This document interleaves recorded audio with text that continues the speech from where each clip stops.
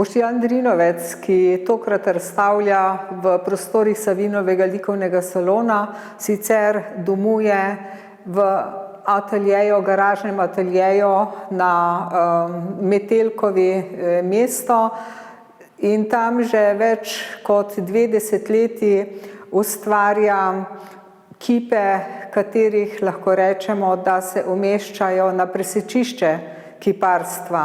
Kaj to pomeni? Da se umetnik ukvarja z znanostjo, umetnostjo, tehniko, pa tudi angažiranim vsebinam se ne odmika.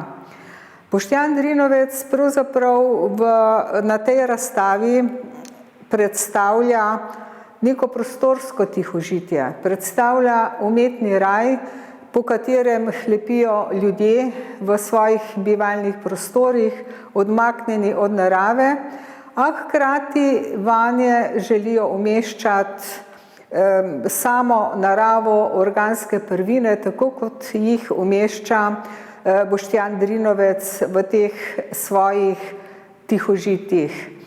Umetni raj je dejansko ločnica med tisto željo, imeti naravo, biti z naravo, a hkrati živeti v sodobnem tehnološkem svetu.